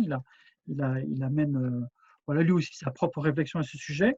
Loïc Le Naour, mais ça fait un petit peu avant dans la discussion se poser des questions sur les risques pour les associations vis-à-vis des professionnels, mais vous pourrez peut-être en parler directement, Loïc Le Naour. Et puis Anne-Laure, je ne connais pas votre nom de famille, en tout cas, Anne-Laure pose la question sur les nouvelles modalités d'engagement et en particulier sur le télébénévolat, qui s'est développé par le confinement. Est-ce que cela va continuer? Alors, je ne sais pas, je vais juste résumer vraiment rapidement vos interventions, vos questions. N'hésitez pas, si vous voulez prendre la parole, vous me dites, vous prenez, voilà, vous décrochez votre micro et puis vous y allez. Anne-Laure, peut-être je vous vois apparaître là dans mes vignettes. Allez-y, et puis je ne sais pas, si Loïc, je vous vois aussi, et puis je ne sais pas où est Louis, mais peut-être que vous n'êtes pas loin. En tout cas, allez-y. Anne-Laure, pour commencer? Oui, bonjour à tous, vous m'entendez bien? Très bien, parfait. Ok, très super. bien, oui. Top. Oui, non, c'était juste pour apporter une petite contribution parce qu'on a un site internet qui s'appelle Bénévolte, qui est une plateforme numérique et toutes les plateformes là, de bénévolat ont vu en fait cet élan de solidarité. Mais ce qui a été intéressant aussi à constater, c'est que ça ne s'est pas affaibli, c'est-à-dire que les personnes sont restées mobilisées après le confinement. Et on voit que ça repart, et notamment sur cette nouvelle forme là, de télébénévolat. Donc voilà, je voulais un peu lancer la discussion aussi, de savoir si c'était constaté chez vous, dans les associations, sur cette nouvelle forme aussi de bénévolat en confinement. Voilà. Peut-être qu'on peut se garder les questions, Louis-Julien, et puis après, vous pourrez y répondre. Louis, si vous voulez intervenir aussi, je me permets, Louis-Julien. Donc, oui, Louis René, bonjour à tous et toutes. Oui, oui donc c'est des dialogues très enrichissants. Je pense que cette crise montre et va montrer et montre une convergence des bénévolats, la nécessité des associations, la nécessité des citoyens à la base, et qui va se redécouvrir. À mon avis, c'est les choses qui vont se redécouvrir, c'est le proche à côté de chez nous, la proximité, et pas nécessairement le lointain, aller à Cuba, Berlin, etc. Je pense qu'on va retrouver, on est en train de retrouver le sens que j'ai connu jusqu'à mes 14 ans. J'ai 70 ans cette année, et jusqu'à mes 14 ans, je trouvais des fêtes de famille, des fêtes de village, des fêtes de rue qui étaient spontanées, etc. Je pense que tout ça va se recréer, et c'est en cours, hein, en émergence. Voilà, je n'en dirai pas plus. Je le sens, ce frémissement qui se fait, qui se porte. Et le plus peut-être, on communiquer entre eux, on arrêterait là. Je pense. Voilà. Oui, je ne sais pas très bien entendu sur la fin. Pour moi, il y a un problème de son. Une convergence des gens, des centres qui vont beaucoup plus dialoguer, beaucoup plus échanger, ce qui n'est pas nécessairement avec tous les mouvements associatifs, voilà, que ce soit, je pense. Je sais pas, mais j'ai une mauvaise connexion là, excusez-moi. Hein. Et Loïc, je ne sais pas si vous voulez poser directement votre question. En tout cas, je n'ai pas oublié celle de la question sur le télé. Non, tout à fait. Non, c'était par rapport à la remarque de Jean. Et donc, du coup, il parlait justement des risques qu'il y avait entre des professionnels et donc les associations, les bénévoles et les dirigeants. Et je voulais savoir quels étaient les risques pour lui et comment les contrer dans ce cas-là.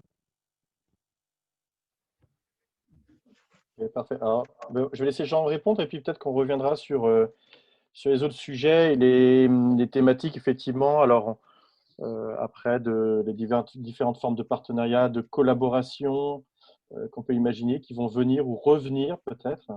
Peut-être déjà, Jean, pour répondre à la remarque de Loïc. Oui, je voulais juste dire, en fait, attirer l'attention tout à l'heure par rapport au risque que petit à petit, des associations dont normalement la gouvernance appartient à des bénévoles qui deviennent des administrateurs. Les professionnels sont là pour apporter des compétences liées à leur formation, mais les décisions sont bien prises par des administrateurs. Le risque pourrait être que, quand je disais que le pouvoir pouvait basculer et aller d'un sens à l'autre, pourrait être que la vie associative soit plutôt maintenant dirigée par des professionnels, des techniciens.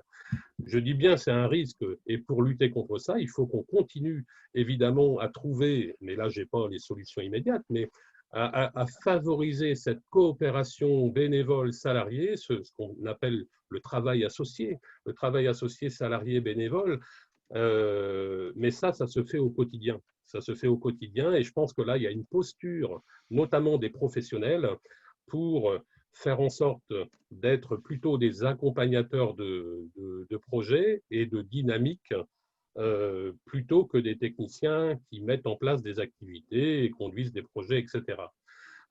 Mais je crois que c'est un équilibre à trouver tout ça.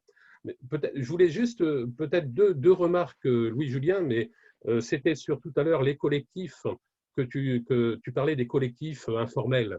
Alors, moi, je ne voudrais pas répondre là-dessus, mais ce que j'ai constaté, c'est que la crise a favorisé le travail partenarial sur certains territoires. Je pense par exemple au centre social 4 couleurs à Saint-Brieuc qui, de manière hebdomadaire, a mis en place une réunion avec les services municipaux, avec la MJC qui est à côté, avec Investi, avec les autres associations du quartier, pour faire le point sur cette crise et pour identifier sur le territoire où sont les publics fragilisés. Donc, vous voyez, et ça, c'est des partenariats qui sont nés de cette crise, et je pense qu'il faut qu'on les maintienne. moi, je trouve que ce que cette crise nous apprend, en fait, c'est de retrouver nos fondamentaux. Et c'est la deuxième remarque que je voulais apporter. La crise amène à du repli sur soi. Et c'est vrai que nous, nos associations, toutes les associations d'éducation populaire, favorisent le vivre ensemble. Or, dans notre pratique au quotidien, on est bien souvent absorbé par nous, les professionnels, par de la mise en place d'activités, de l'appel d'offres, par devoir rendre des évaluations quantitatives, etc. Et on n'est plus, ou on ne prend plus le temps de revenir à nos fondamentaux, à l'origine de nos métiers, c'est-à-dire favoriser le vivre ensemble, c'est-à-dire sortir de nos murs, aller vers, rencontrer, prendre le temps de l'échange, de rencontrer la personne pour créer cette relation de confiance qui petit à petit ensuite va être, cette relation de confiance, c'est les prémices de l'engagement. C'est ce qui donne envie ensuite à quelqu'un de continuer son engagement. Donc, et ça, il faut qu'on le retrouve, et peut-être que cette crise, nous, en tout cas, on en a beaucoup débattu dans les centres sociaux, nous amène à nous dire, eh bien, peut-être qu'il faut qu'on revoie un peu nos méthodes de travail et qu'on se redonne du temps à la relation humaine, à l'accueil. Voilà, je crois que en tout cas, nous, c'est ce qu'on échange beaucoup sur ce point actuellement. Alors, c'est intéressant, merci Jean, parce que ça fait toujours des transitions vers d'autres sujets,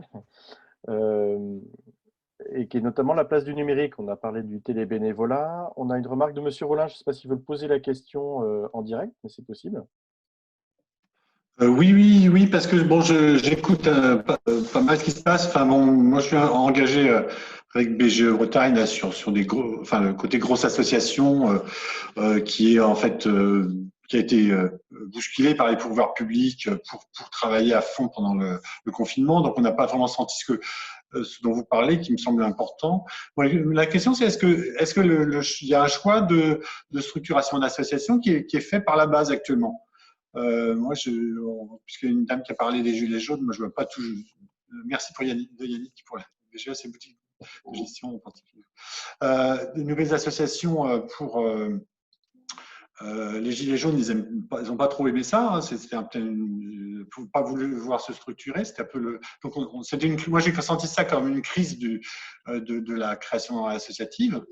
Par contre, bon, je sais pas, Anne-Laure qui parlait du télébénévolat ou d'autres, peut-être qu'il y a vous ressentez des choses qui viennent de la base et qui se créent. Enfin, moi, ce qui me concerne, je juste donne un petit coup de main à un collectif d'étudiantes là qui essayent qui sont étudiantes en informatique et qui essayent de soutenir des personnes en insertion, voire des personnes en handicap, qui ont des difficultés avec Internet. Et bon, elles sont en train de monter une association là maintenant. Enfin, donc ces semaines-ci. Donc je ne sais pas si ça dépose beaucoup d'assauts au niveau des préfectures ces temps-ci, mais on ne peut pas d'un côté rêver en se disant ouais c'est formidable, la crise elle a montré des dynamiques et c'est sûr qu'elle en a montré, et puis voir que ça aboutit pas. Si c'est pour refaire comme avec les gilets jaunes beaucoup de bruit pour pas beaucoup de structuration, c'est un petit peu décevant. Alors, il y avait des questions sur le numérique, parce que je crois que Mathieu, tu avais quelques éléments que tu voulais nous partager sur ce que vous avez vécu, vous aussi, sur ce numérique qui est inclusif ou exclusif. Hein. On a parlé de rural et d'urbain, on parle de télébénévolat, donc il y a des gens qui vont s'investir beaucoup plus à distance. Je vous ai montré au tout début le projet Riposte Créative, c'est des personnes qui ont dit on a envie de faire, elles n'étaient ni structurées. Le petit collectif s'est monté autour de 3 personnes et puis ça aboutit à ce que c'est aujourd'hui. Donc il y a une réalisation au final, mais il n'y a pas de structuration. Mais on voit bien que pour continuer quand même, à un moment, il va falloir se remettre ensemble en partenariat. Mais il y a eu une émergence rapide, sans doute peut-être parce qu'il n'y avait pas de structure, peut-être, au final, ou pas. Mathieu, est-ce que tu avais quelques réactions par rapport à ça et des retours par rapport au numérique, vous aussi, comment vous l'avez vécu? Oui, faute de pouvoir se voir, on est rapidement parti sur des outils numériques qui permettent de travailler ensemble, et en cherchant des outils libres, donc tous les outils que développe Framasoft, par exemple. Et Et puis rapidement, il a fallu se passer de la boucle mail, où quand on commence à traiter de 4, 5, 6 sujets différents, on a plein de mails qui arrivent dans notre boîte toute la journée, l'information se perd. Donc d'essayer d'aller sur des outils comme Framateam qui permet de diviser, ça fait comme un espèce de forum sur différents sujets, où les gens peuvent être alertés par mail quand des gens veulent les interpeller, etc. Mais qui ne sont pas évidents pour tout le monde, même si c'est très simple d'utilisation. Donc il y a besoin de beaucoup d'explications. Donc ce qu'on faisait, c'est qu'il y avait une personne, en l'occurrence c'était moi, qui quand les personnes avaient des difficultés, on se passait un coup de fil pour tout expliquer. Donc, ça prend du temps, mais au final, des gens qui n'étaient pas du tout à l'aise au départ ont pu se familiariser avec des outils. Après, il faut rappeler constamment qu'il faut les utiliser, que c'est comme ci, que c'est comme ça. Donc, ça demande, comme pour tout, beaucoup de temps au départ pour que ça roule, mais c'est comme dans n'importe quelle association ou pour accueillir des nouvelles personnes. Au début, on met les petites roulettes le temps que les gens se sentent bien et puissent rouler par eux-mêmes ensuite. Donc, c'est prendre ce temps-là. Mais des fois, ça peut être 1 heure au téléphone avec une personne qui n'arrive pas à envoyer un mail à toute la mailing list. Mais si on ne prend pas ce temps-là, on se retrouve exclu. Donc, c'est prenant. Là, c'était possible aussi parce qu'on n'a pas beaucoup parlé jusque-là, mais la question du temps. Je pense que l'expérience qu'on a vécue avec le groupe d'entraide ou d'autres personnes de groupe d'entraide de la France, etc., a été rendue possible parce que le premier confinement a libéré du temps à énormément de monde. Et je trouve que ça a donné un avant-goût de ce que peut donner une société avec un temps de travail beaucoup plus réduit, de ce que ça peut se passer si tout le monde avait ne serait-ce qu'un jour un jour de plus en pause dans la semaine que les personnes pourraient dédier à l'engagement local, à la vie associative, etc. Moi, je vois ça, ce qu'on a pu faire en un temps très court et avec un petit nombre de personnes, représentatif de ce qu'a pourrait représenter la société avec plus de temps libre à offrir à son prochain et à son lieu de vie. Je digresse un peu, mais cette question du temps, elle revient aussi aux questions de ce qu'on a parlé avant, des nouvelles formes d'engagement, où avec ce temps libre, enfin soi-disant libre, qui est de plus en plus contraint par nos engagements, contraint aussi par toutes et tous nos problèmes dans la vie. Il y a un besoin de plus de flexibilité. Enfin, c'est comme ça que je le ressens dans l'engagement. J'ai l'impression que ça fait plus peur aux gens maintenant de s'engager. Ou un engagement associatif comme ça, pas mal de gens qui le prennent un peu par-dessus la jambe et hésitent moins qu'avant à annuler au dernier moment. Ça a dû arriver à tout le monde. Les gens qui disent bon, non, je serai plus dispo.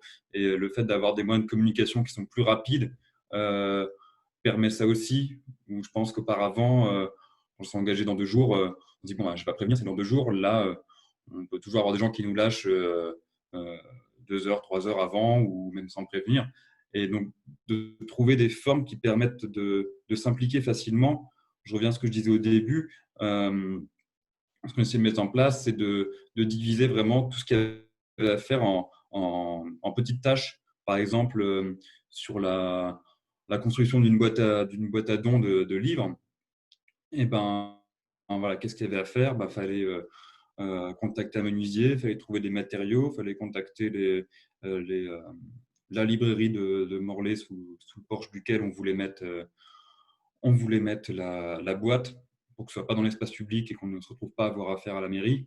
Bref, plein de petites tâches comme ça. Et c'était des personnes différentes qui, comme ça, pouvaient mettre juste une demi-heure ou juste 2 heures, etc. Et au final, au bout du compte, les personnes qui étaient impliquées sur ce sous-projet-là se sont retrouvées à tout faire tout ensemble, prises par l'engouement qu'elles avaient pour ce truc-là. Alors qu'au départ, elles auraient pu limiter leur engagement à ce petit truc sur lequel elles s'étaient engagées.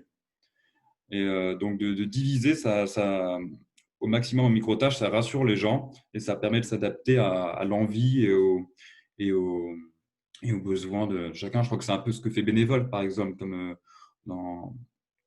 au travers de leur plateforme. Voilà. Alors, c'est vrai que Alors, ça soulève plein de questions, hein. Il y a beaucoup de choses qui arrivent, mais on n'a plus que 2 minutes, alors c'est pas facile. Moi, il me semble important dans ce que vous évoquiez, c'est ce volet, comment on mobilise, comment on implique, comment on se désimplique aussi. Est-ce qu'on inclut quand on lance un projet la possibilité de se désimpliquer à un moment et d'y revenir? Ce qui m'amène finalement aux suites de tout ça. Je crois que Peggy voulait réagir sur cette question, il me semble, et finalement, comment est-ce que vous voyez les suites de tout ça? Qu'est-ce qu'on en retire dans vos structures, dans vos projets? Est-ce que les choses vont perdurer? Quand on évoquait le télébénévolat, on se dit qu'il y a des jeunes de Claire-Marc Danelord, 18-30 ans, qui se sont investis un moment, mais qui continuent à être présents, qui continuent à être sur le projet. Est-ce que je vous invite à réagir sur cette suite de tout ça, finalement? C'est vrai que c'était une des grosses inquiétudes, effectivement, pendant la crise, toutes ces solidarités qu'il y a eu, soit dans la continuité de ce que les gens faisaient déjà, soit des solidarités spontanées. Tout le monde était dans l'interrogation de savoir est-ce que ça va se prolonger après, avec souvent un regard assez, pas forcément optimiste, quoi, on attendait de voir. Comme j'en disais tout à l'heure, c'est vrai que l'interrogation pour les salariés, c'est de toujours mobiliser effectivement l'intérêt des personnes. On l'a vu, tout à fait comme disait Mathieu, il y a quand même une grosse question de disponibilité qui a pu être libérée pendant le confinement et qui, là, avec le retour à la normale, c'est sans doute aussi un petit peu perdu. Je ne sais pas, Jean, si tu veux compléter. Est-ce que vous pensez que les engagements qui sont nés pendant les temps de crise peuvent perdurer? Et si oui, est-ce que vous avez un truc astuce pour que ça fonctionne? Je veux bien compléter, peut-être je pense qu'on a développé de nouvelles façons de travailler, c'est clair, notamment à travers les pratiques déambulatoires. Je disais tout à l'heure, sortir des murs, on le faisait déjà. Il y a plein d'associations qui le font, mais là, on a été obligé de le faire. Et j'espère que cette pratique-là de sortir des murs, je pense au centre social Caredas à Morlaix, où pour retourner vers la population, avec des musiciens, avec des marionnettistes, ils sont allés faire de la pratique déambulatoire, avec même un câlin maton, un distributeur de câlins. Alors là, dans cette période-là, c'était magnifique. Nous qui n'avons plus le droit de se faire des câlins. Mais les pratiques de déambulation, il y en a eu plein à l'Escale-Briseux, à Lorient. Ils ont fait de la lecture publique à travers par la fenêtre du centre social où ils sont en train d'en faire.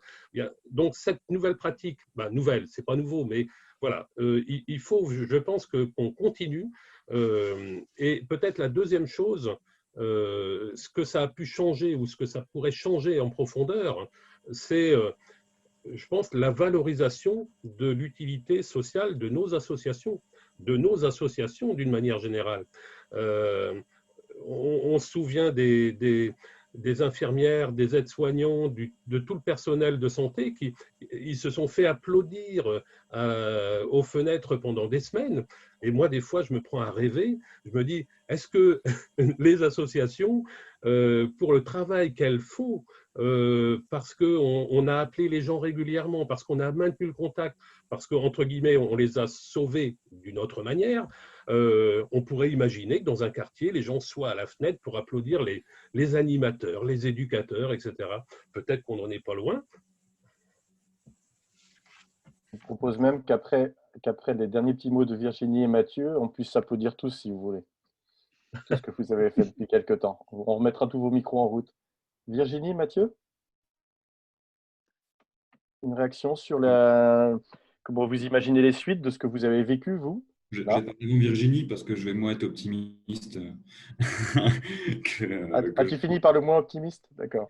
Ouais, moi je pense il va en rester des choses de ces expériences durant le confinement, comme il en est resté des choses des Gilets jaunes, de Nuit debout, d'autres mouvements comme ça collectifs spontanés qui partent d'un moment. Mais tant qu'il n'y a pas de changement systémique plus large, on va se retrouver de nouveau, la majorité des gens impliqués là-dedans, écrasés par le quotidien et le retour à la normale, et qui va rester encore qu'une poignée de militants qui va continuer à agir et voir est-ce qu'il faut attendre maintenant chaque crise pour pouvoir attendre qu'il se passe un truc jusqu'à ce que ce soit la bonne crise pour que ça change. Peut-être que c'est ça qu'il faut faire. Mais ça tombe bien ce que tu dis que tu vis la crise tout le temps. Des manières de s'organiser, des manières de se parler, la rapidité. Donc, ce n'est pas perdu. Mais là, je vois par exemple ici le groupe d'entraide à Morlaix, ça s'est relancé, mais il y a moins de monde qui est présent. Après, on a eu juste une réunion parce que cette fois-ci, le temps disponible, il n'est pas là. Où on a ce truc, on nous dit travail et dors, et tout le reste, ça ne compte pas à côté. Donc, tout le monde est au travail et il y a beaucoup moins de temps disponible, beaucoup moins d'ampleur, et puis tout le monde se retrouve un peu sonné. Et ceux qui trinquent actuellement, c'est les plus précaires, et les gens qui étaient déjà déboussolés par le premier confinement, et qui cette fois-ci ont beaucoup moins de personnes disponibles, prêtes à leur porter assistance, coup de main, et à faire des choses, à leur faire prendre confiance en elles.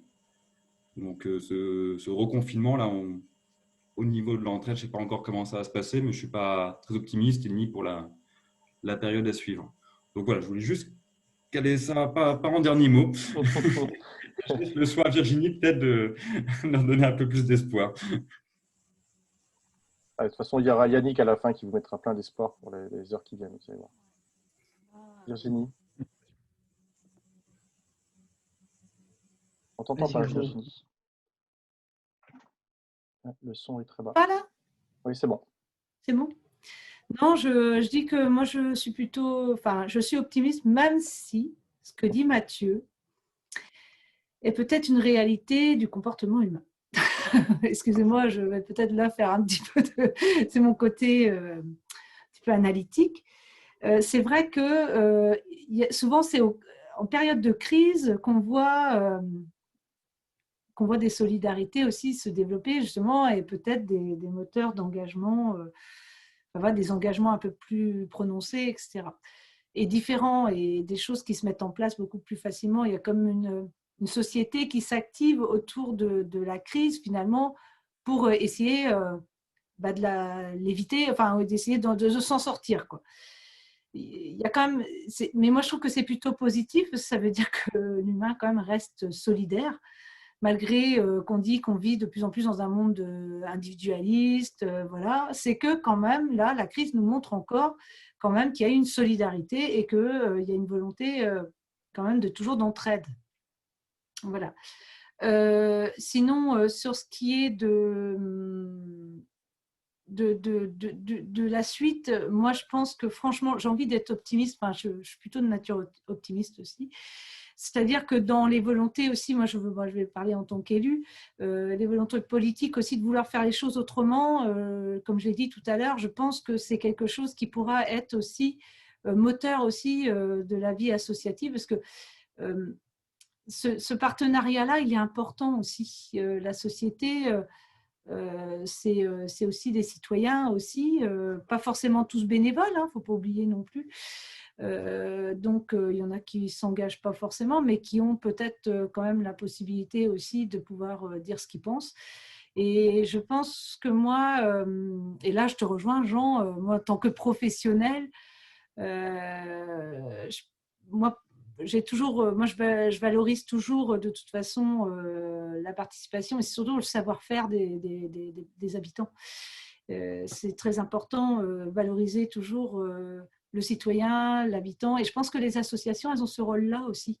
C'est-à-dire qu'aujourd'hui, moi je prends le cadre des associations, on a quand même, moi je suis bénévole dans une association, je me sens valorisée quand même quand j'ai entrepris tout un week-end, une manifestation qui demandait des préparatifs quand même assez conséquents, un timing, etc. Quand j'ai boucle et que derrière, on allait merci, c'était chouette, voilà, mine de rien, voilà, on se dit aussi qu'on construit aussi ensemble des choses, on était tout un groupe à avoir construit ça, et puis derrière, c'est moteur encore. Ce que je veux dire, c'est vraiment que ça vient pour moi du citoyen, du bénévole, du citoyen. Et ça doit être ascendant plutôt que descendant. Voilà. c'est la position que moi j'ai en tant qu'élue. Je ne peux pas parler au nom de tous les élus, bien sûr, mais sachez que moi, en tant qu'élu, ils savent ma position, ça c'est sûr. Et qu'aujourd'hui, en tant que professionnel, je vous dis, hein, c'est aussi ma volonté toujours d'aller chercher. Et comme tu dis, l'accueil, oui, l'accueil, il doit être beaucoup plus. Parfois, on oublie l'accueil dans les centres sociaux. Ouais. On veut toujours faire des activités pour faire des activités, mais en effet, l'accueil, les gens, ils attendent ça, les habitants, pour vraiment. Et c'est dans les discussions qu'on arrive à trouver justement, qu'on construit les choses, des projets, etc. Et pareil pour un élu. Dans sa commune, on construit les projets ensemble. Voilà. Alors, il y a beaucoup de remarques dans la conversation suite à tout ça, à vos derniers messages. Tout le monde se lâche, je pense qu'on pourrait rester jusqu'à 20 heures. Je vous remercie à tous les quatre et puis aux personnes qui ont osé poser leurs questions, à celles et ceux qui les ont posées aussi dans la conversation. Je vous laisse même regarder, il y a des remarques que je trouve très, très pertinentes. Michel qui nous dit il y a un travail sur l'être et le savoir de chacun, de chacune, avant de faire.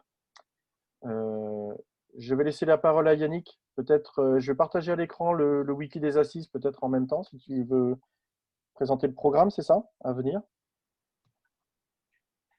Oui, voilà, déjà on a pris du retard, ce n'était pas dans l'habitude des ateliers, mais là pour le dernier de la journée, là, on se lâche un peu, on déborde, et mieux parce que c'était vraiment, moi je me suis régalé à vous écouter tous et toutes.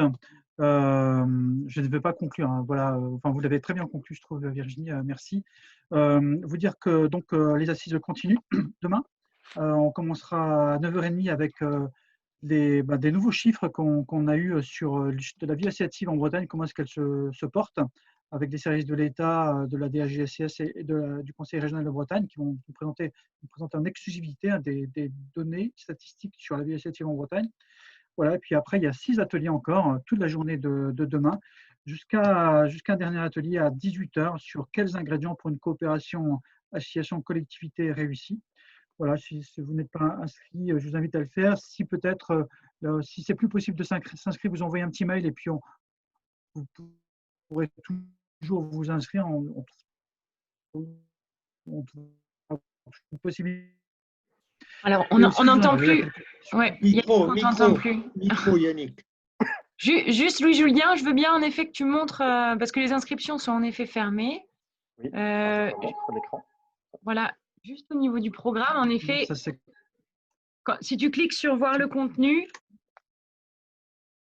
comme ça, si on vous appelle, vous pourrez aussi l'expliquer. Est-ce que tu peux juste cliquer sur n'importe lequel, voilà. Là, vous avez le lien du Zoom directement, donc il ne faut pas… Voilà. Et c'est comme ça pour tous les ateliers. Pour chaque atelier, les liens sont publics, même ceux qui sont complets, vu qu'on a une baisse d'inscription. Donc voilà. S'il y en a aussi là qui sont autour de la table ce soir et qui veulent participer aux ateliers de demain qui étaient notés complets, je pense que c'est possible.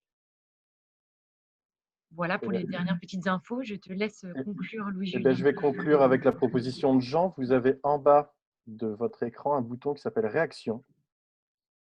Et si vous voulez qu'on s'applaudisse, alors sans qu'on remette tous les micros, parce que j'ai peur que ça fasse une cacophonie, vous avez la possibilité de tous vous applaudir pour ce que vous avez, j'imagine, tous et toutes fait pendant les temps de crise et les différentes crises. Et voilà, et ça va faire un joli mur d'applaudissements. Je fais une capture d'écran parce qu'en effet, c'est très joli. Ah oui, c'est beau. C'est sur 3 pages, hein, c'est dommage, on n'arrive pas à voir tout le monde. Non, on n'arrive pas à voir tout le monde. Et le truc, c'est qu'il faut réussir à mettre les mains dans le clap. Voilà, c'est pas facile. Hein. Merci à toutes et tous. Je vous souhaite une bonne soirée. Merci d'être restés avec le temps qu'on a dépassé. Et puis à très bientôt. Il y en a même qui ont des CA en visio à 21h, donc on vous laisse. Allez, bonne soirée. Merci, au revoir. Au revoir. Merci, au revoir. Au revoir. Au revoir.